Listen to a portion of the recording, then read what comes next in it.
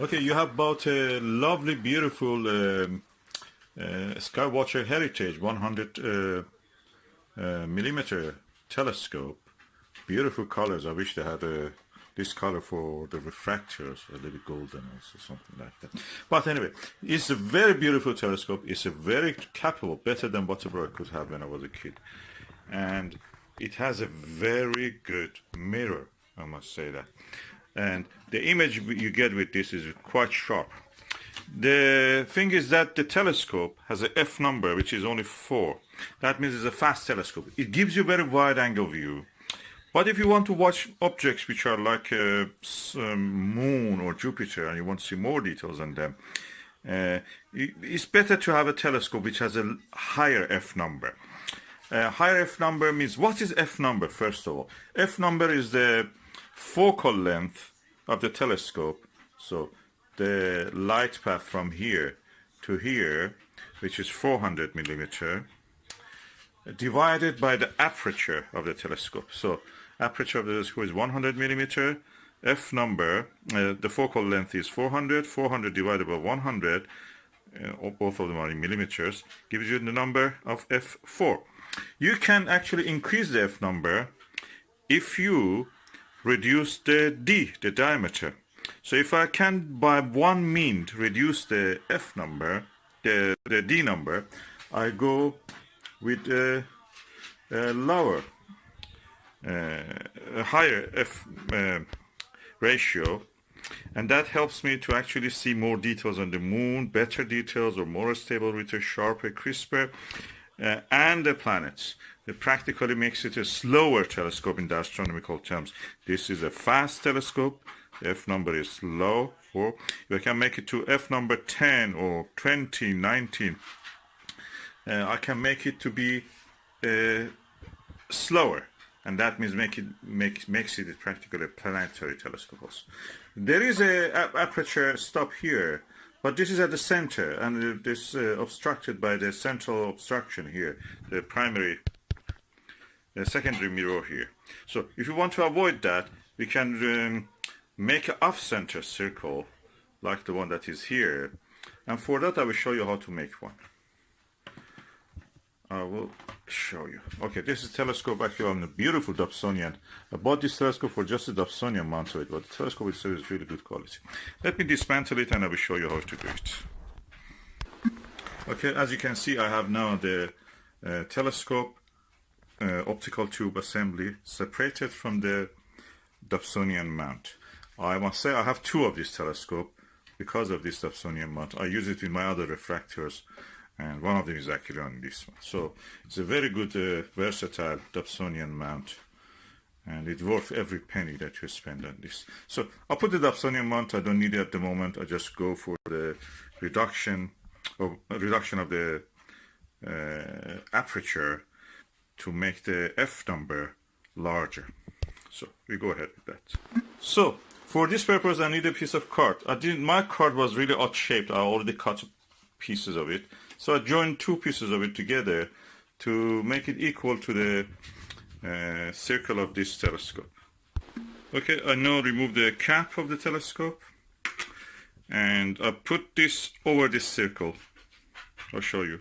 Okay, I'll put it upside down on the piece of card. I give a little bit edges around it so it will not be exactly touching the edges, because I want to use these edges for making the rim around it. Okay, first I go for marking this circle. Okay, I use a pencil or a pen to mark this circle. Okay, it's better that, of course, your card be black or dark. In this case, this is blue, so black is better even. So I have marked the circle. Now I can cut it. But before cutting, I want to leave some straps. So I'll put this kind of squares, about 1 centimeter. You don't need to measure it, just by hand is enough. Something like that. And I fill around it with this strap, so I can later turn them, fold them, and attach the rest at the edge to it. So now I have made all these square shaped markings around the edge. Okay, now I'm going to make my off-axis aperture. For this, I will use this circle. You can use a coin or anything. This is, I think, around 35 millimeter. It should not reach the center. If it reaches the center, it will be, again, it comes in the secondary mirror blocks a part of it. So it should be smaller than 30, 35, 30. You can adjust it, of course. You can make it a little bit smaller, it will be bigger. You can have several of these to put it on your telescope to see which one actually is better. For different brightness of the objects, for moon and for planets, you can use different aperture stops. And let me now do this. I'll put a circle around here. It should be touching the edge here, almost. And I will now put the circle there. Okay, I have now drawn my circle and I will remove it. So what I have to do now is to, with the scissor, to take this part out, and then I take all these spaces between these edges out also. I will show you the result. Cutting this with a scissor, you can make a hole in the middle or somewhere in the middle, and then from there make your way toward this and then cut the circle. Okay, as you can see, I've not cut it, and I just left the last bit to show you how it is. Now I cut that last bit also. Okay, I've cut the last bit and I remove it now. I have now my off-axis field stop, off-axis aperture stop here. And now I cut the rest of the stuff. I will show you.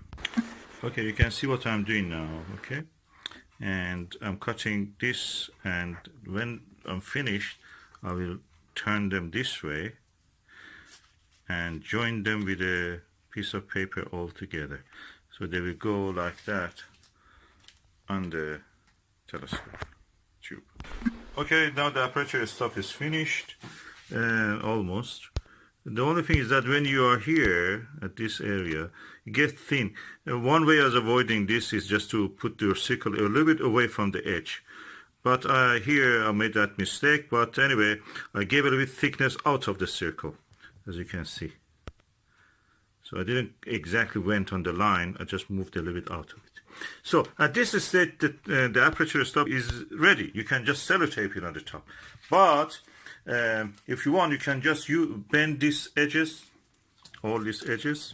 I will show you. Okay, you can bend all the edges as I've shown here, and join them with a strip of this cardboard. I've run out of it, so if you have one for yourself, a little bit left, you can do it. You can do it with a different color material. It doesn't need to be the same color. And then what you will do, you put it like that on your telescope. At this stage is ready. You can just sellotape it. Just put one sellotape here, one sellotape here. You can remove it when you don't use it. But I recommend you build that edge so it will be something easy to remove and put without damaging your beautiful artifact. Handicraft.